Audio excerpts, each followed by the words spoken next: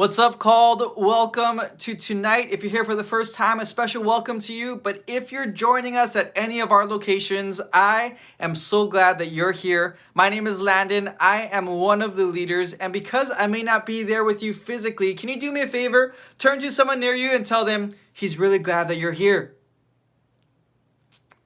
I am really glad that you are here and you're joining us. If you're joining us for the first time, you hopped in on a great one because we are starting a brand new series called True Colors.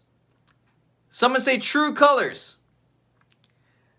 Now, True Colors is really all about showing your true feelings, showing your true self, showing who you really are. In fact, this phrase true colors comes from really ancient times.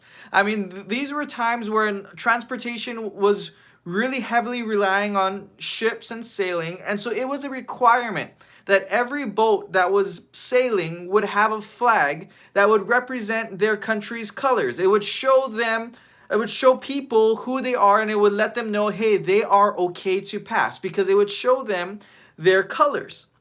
Well, see, there were pirate ships that would pretend to be other countries, pretend to be ships that were okay to travel. And when other ships, thinking that they were friendly, that they were okay to be there in the waters, be there passing, other ships would come close, the pirates would take down the fake flag, and they would put up the pirate flag, and they would show their true colors.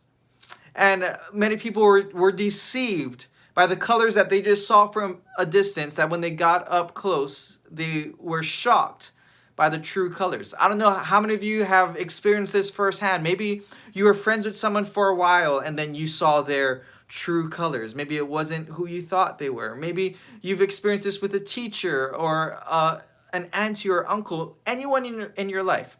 Everyone has true colors.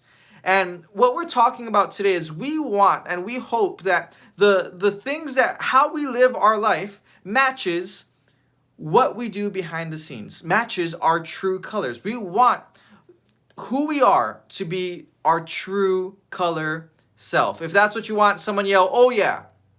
We want to be sure that we are pure, that we are who we say we are.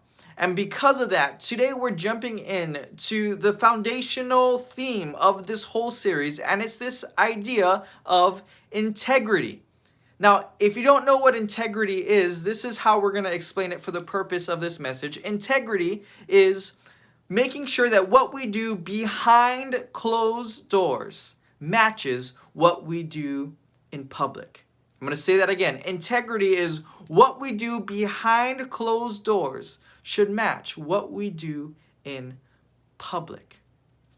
I'm going to share a story, and this story was a story that I used to always read in elementary school, and it really was a story that taught me what integrity looked like.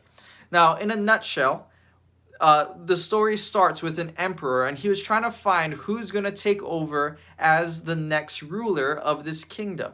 And so he had an idea, and he thought, hey, I'm going to give the children of this town, a seed. And I'm going to give them a seed that they're going to plant, they're going to water, and I'm going to see who can manage their plant the best in 1 year.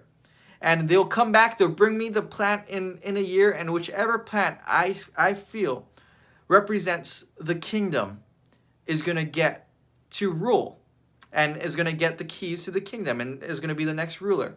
And so this king gives out many seeds all over the kingdom to all the kids, and they have 1 year to plant, to water, to take care of this seed. And so after a year, he calls everyone back, and everyone is having all their plants beautiful and thriving. And it was much bigger than these, but they had elaborate plants just to show that they could take care of something. But there was one boy in particular where he came and his plant and his pot was empty. And the story kind of follows this kid, and he's discouraged through the whole process. The whole year he's watering. His friends' plants are growing, but his plant stayed in a pot, and it never grew. So the king, he's walking around and he's looking at all these elaborate, nice plants. And then he looks at the one with no plant. And he calls up that person, and he tells everyone, there's hundreds of them with great plants. But he tells everyone that the next ruler is going to be this kid with no plant. And everyone was confused and they were frustrated. And then he revealed something. He said, a year ago, I gave out seeds that were boiled in water. It meant that those seeds were dead. It meant that those seeds should not have produced a plant. So he said, the king said, that if everyone really used the seed that I gave them, there should be hundreds of empty pots, but there were only one. And because of this boy's integrity, because he did the right thing and he actually managed the seed that I gave him, he gets the keys to the kingdom, and he was made the next ruler. That is integrity, doing the right thing behind closed doors and matching that in public. What we do behind closed doors needs to match what we do in public. Now, before I go any further, I want to let you know, if you're here for the first time, that you're not joining a ministry of perfect people. I make mistakes. Your leaders make mistakes. Everyone makes mistakes. Everyone's not perfect. I'm not perfect. I don't always have integrity, although I would love to. I make mistakes. But that doesn't mean that we can't push and work toward integrity. In fact, this is where we're going to land and end tonight. I'm going to read a passage of scripture that lets us know how we can get better at integrity, how we can build up our integrity. In James chapter 1, verse 2 to 4, it says this. It says, consider it pure joy. Someone say joy. He says, consider it pure joy, my brothers and sisters, whenever you face trials of many kinds, because you know that the testing of your faith produces perseverance. Let perseverance finish its work so that you may be mature and complete, not lacking anything. In other words, it's saying that when we're tested and tempted, when we are tempted to do the wrong things behind closed doors so that it doesn't match what we do in public, consider it a good thing. Consider it pure joy. You're probably thinking, how can I be happy when I'm tempted, when I'm tested? Because God is saying you have a chance to grow your integrity. Now, I'm going to say this, and it's going to be on the screen. You can write it down. Our job is not to avoid temptation. Our job is to fight it. Our job is not to avoid temptation. We need to fight it. You and I, we are never going to avoid temptation in the background, but we need to fight through it, because every time we are tempted, we can consider it joy, because there is an opportunity for our integrity, our patience, our endurance, our faith to grow.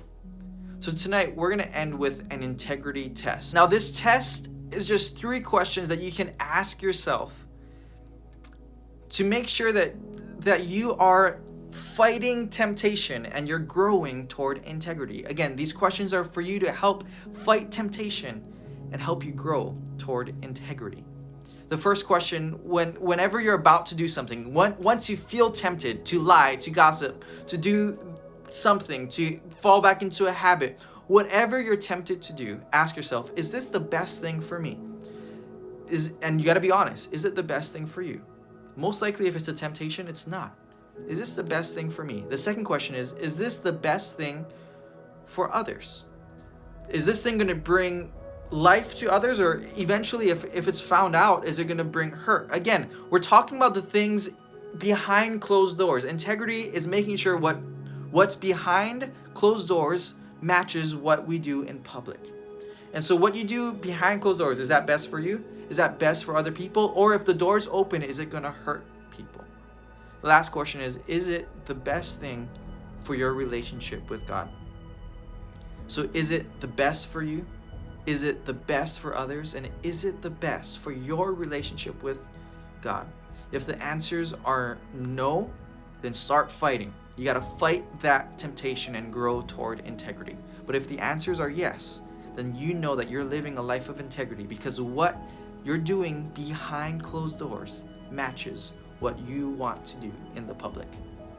So tonight we're going to dive deeper into these questions. And instead of asking those questions, we're going to reflect. Was there anything you've done that has hurt you before?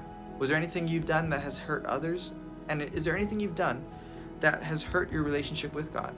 I'm going to challenge the leaders to share first and be honest and vulnerable with these questions.